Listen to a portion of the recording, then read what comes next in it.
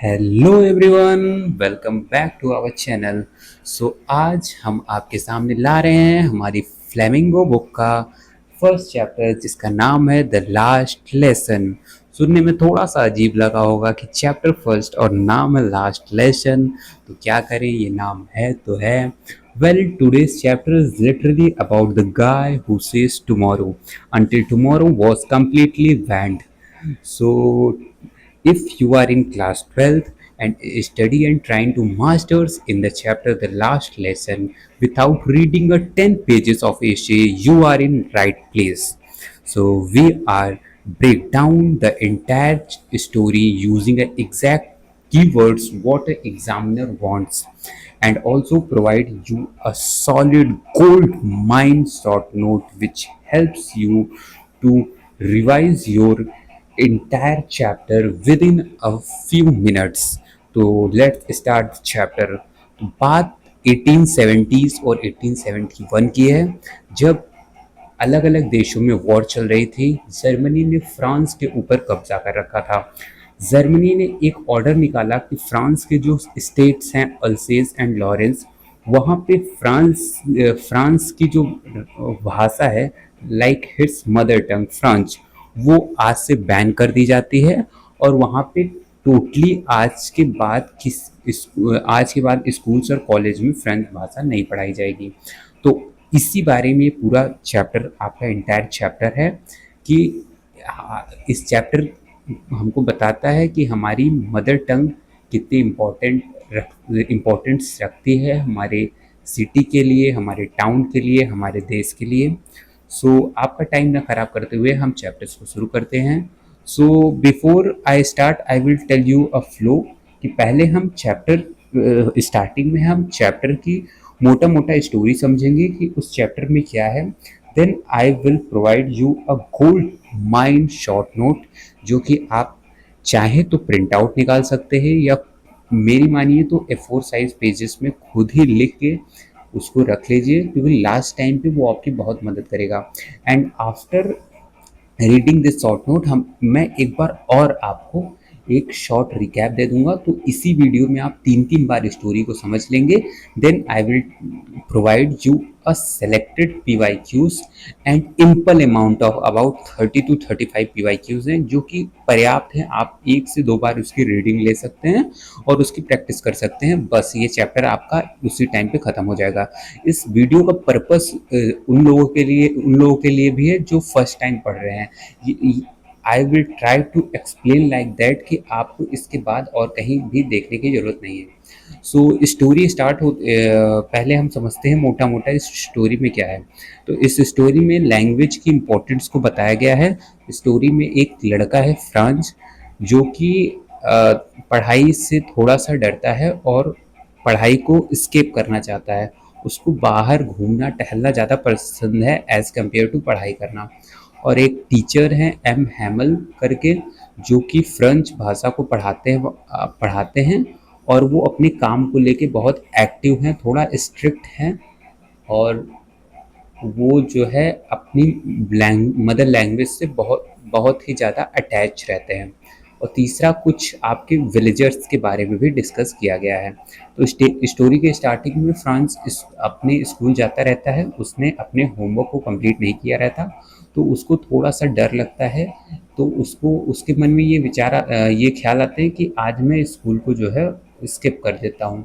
But then he overcome his thought and decide to go to school.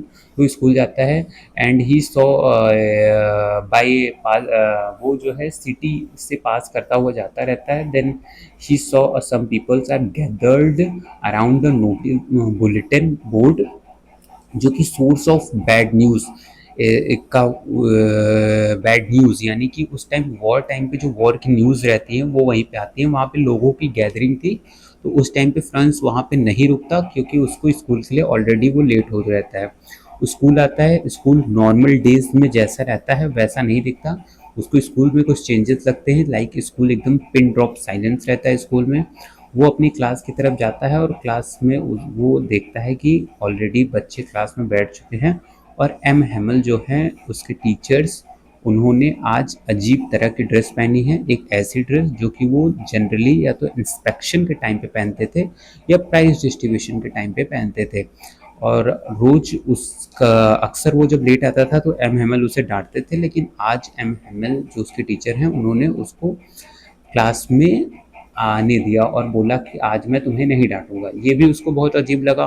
Then class entered करने के बाद उसने देखा कि क्लास के बैक बेंचेस पे गांव के कुछ लोग बैठे हुए हैं। तो ये भी that was totally different experience for friends, but he come and sit and whole class have a pin drop silence। फिर एम हेमल बैड न्यूज़ सुनाते हैं और देन फ्रेंच को रियलाइज़ होता है कि फ्रेंच लैंग्वेज कितनी इम्पोर्टेंट थी, और उसके बाद ये लेसन ख़त्म हो जाता है। तो मोटा मोटा इस लेसन में आपको लैंग्वेज की इंपॉर्टेंस को बताया गया है।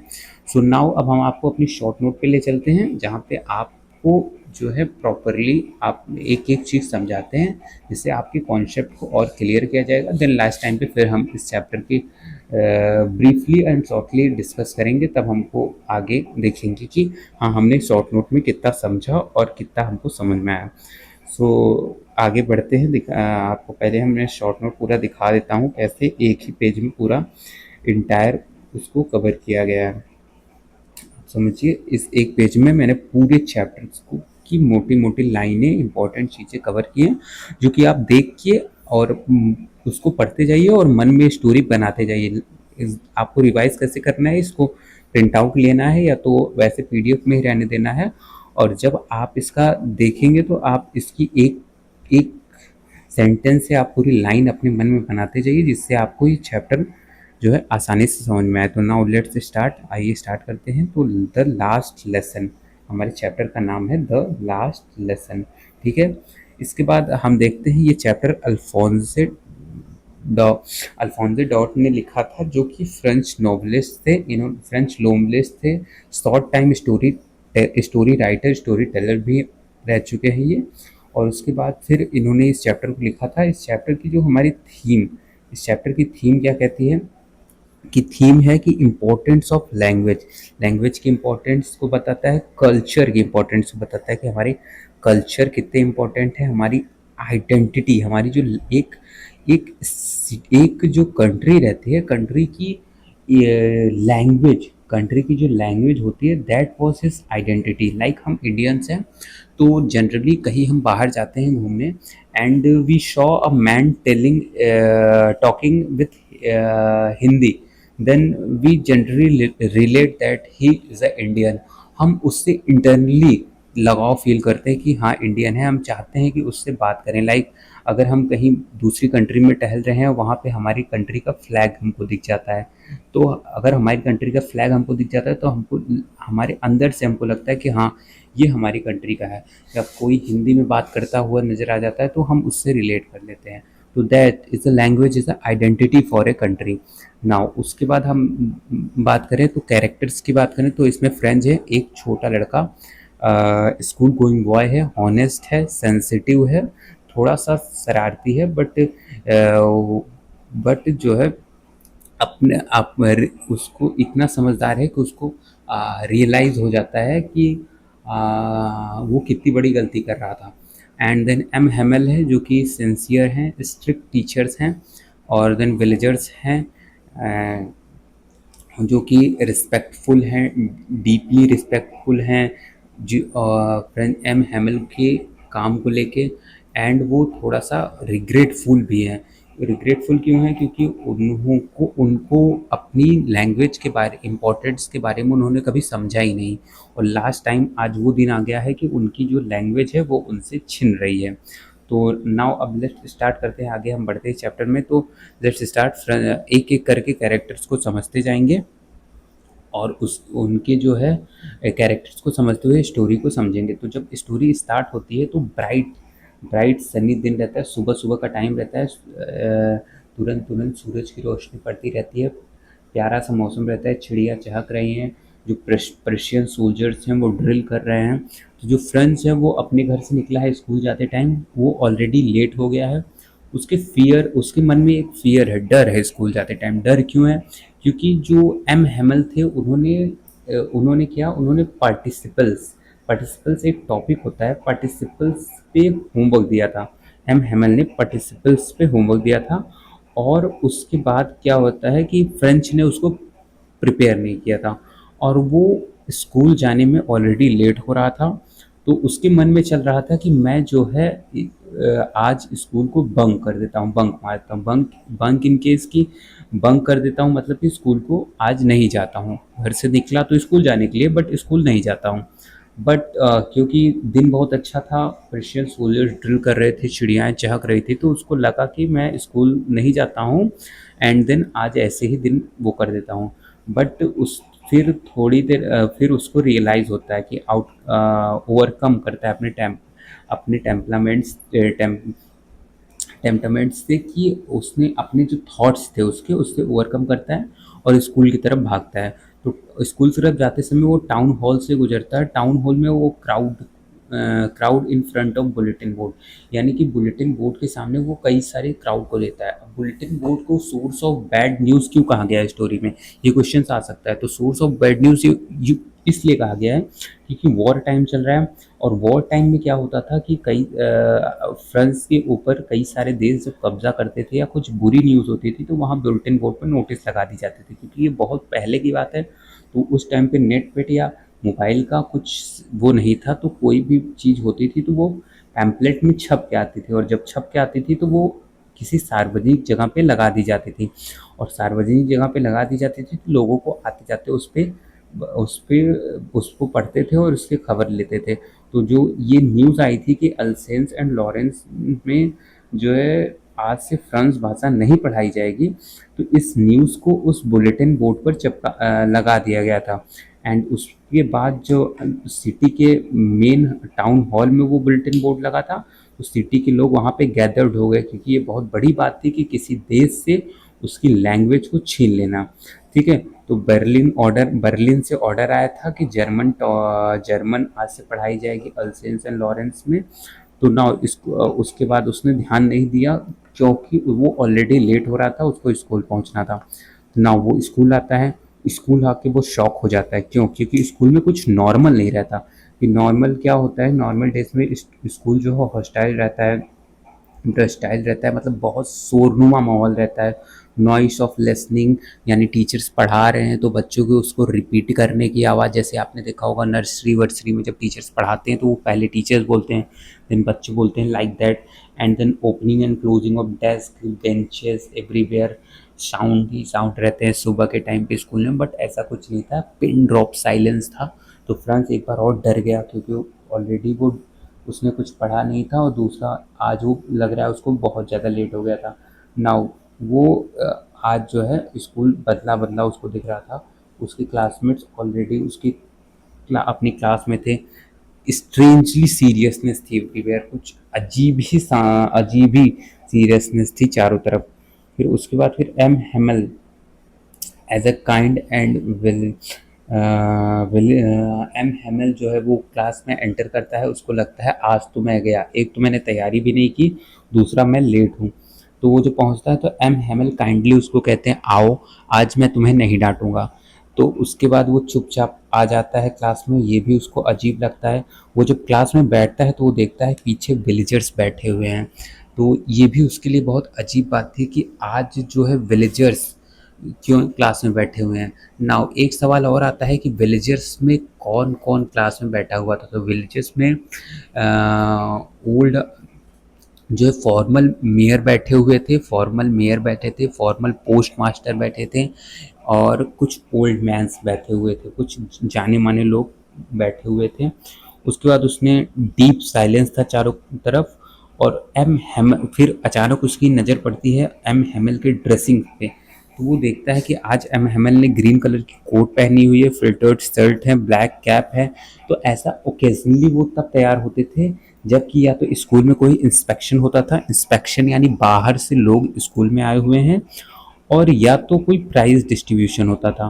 तो आज तो दोनों नहीं था, फिर भी उससे लगा कि आज एम हेमल ने ऐसी ड्रेस क्यों पहनी हुई है। नाउ एम हेमल अब बोलना स्टार्ट करते हैं, क्योंकि वो शायद वेट कर रहे थे फ्रेंड्स के आ जाने का, तो वो अब जो है अपने लेसन को स्टार्ट करते हैं। तो वो लेसन को स्टार्ट करने से पहले ही ये अनाउंस करते हैं कि आज ये हमारी क्लास के फ्रेंड्स का लास्ट लेसन है। ये सुनते ही एकदम जैसे अजीब था, थंडर क्लैप्ड हो गया, पूरा चारों तरफ पिन ड्रॉप साइलेंस हो गया फ्रांस के लिए। तो ये बहुत अजीब बात थी, सुनते ही उसको दिल जैसे कांप सा गया। तो उन्होंने पूरा बताया कि कैसे बर्लिन से ऑर्डर आया है और क्या क्या है, तो आज ये हमारी लास्ट क्लास होगी। फिर उन्होंने मदर टंग का इम्पोर्टेंस बताना शुरू किया कि मदर टंग हमारे लिए हमारे सोल का काम करती है, हमारी पूरी पहचान होती है। एक मदर किसी भी कंट्री को कब्जा किसी भी कंट्री के को कब्जा करना या तोड़ना सबसे आसान हो जाता है उसकी मदर टंग पे अटैक करना, क्योंकि ये हमारी कंट्री के लोगों को इंटरनली कनेक्ट करती है एक दूसरे से, एक दूसरे को समझने की क्षमता देती है। कोई बाहर ही आ जाता है तो हम आपस में बात कर रहे हों, एक दूसरे से कनेक्ट हो और बाहर ही नहीं समझ पाता। लेकिन यही अगर हमारी लैंग्वेज पे कोई इम्पैक्ट पड़ जाता है तो हम जो है एक दूसरे से कनेक्ट करना, एक दूसरे की बातों को समझ पाने में सक्षम नहीं होते हैं। तो एम हेमल वही इम्पोर्टेंस बताते हैं कि कितनी इम्पोर्टेंट चीज़ आज हम लोग खो रहे हैं। और उसके बाद फिर जो है एम हेमल फ्रेंच अपने आप में सॉरी फील करता है कि उसने लेसन्स को क्यों इग्नोर किया, क्लासेस क्यों बंक की, होमवर्क क्यों अच्छे से नहीं किया, क्योंकि इवन उसको अच्छे से ना तो लिखना और समझना कुछ भी नहीं आता था फ्रेंच भाषा को। और एम हेमल ने बताया कि फ्रेंच भाषा एक most beautiful and logical language है, एंड वो इतना डीपली खो गए कि वो चाहते थे कि वो एक ही दिन में सब कुछ पढ़ा दें। बट उन्होंने फिर अपने आप को भी ब्लेम किया कि कई बार उन्होंने भी उनका भी अपने पर्सनल काम के लिए उन्होंने लेसन्स को कैंसिल किया। लाइक उनको फ़िशिंग का मन होता था तो वो लेसन्स को कैंसिल कर देते थे उनको, और स्टूडेंट्स को अपने फ्लावर्स में पानी डालने के लिए भेज देते थे। तो उन्होंने भी इस बात के लिए सॉरी फील किया। फिर स्टूडेंट्स में पिन ड्रॉप साइलेंट था। इवन एक मक्खी भी वहाँ पे आ जाती है, वो भी उनको नहीं डिस्ट्रैक्ट कर पाती, इतना साइलेंस था क्योंकि सब शॉक थे।